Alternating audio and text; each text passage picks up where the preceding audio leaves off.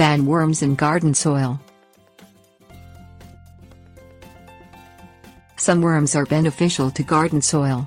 Earthworms, for example, till the earth while leaving behind valuable nutrients. On the other hand, some other species cause destruction and death to garden plants. Cutworm larvae. Adult cutworms are actually a type of moth. Both adult and larval cutworms are dangerous to garden plants. According to J. Kenneth Long from the Pennsylvania Integrated Pest Management Program, adult cutworms eat all parts of the plant, but the larvae burrow under the ground and attack the plant at the surface. This eventually kills the plant.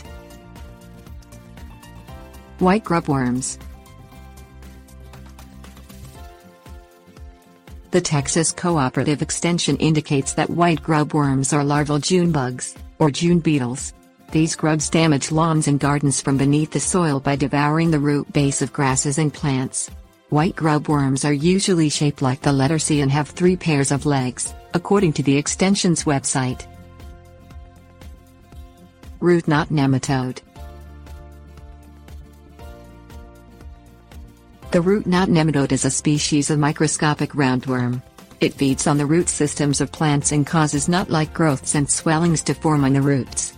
These growths interfere with the plant's ability to absorb nutrients and water.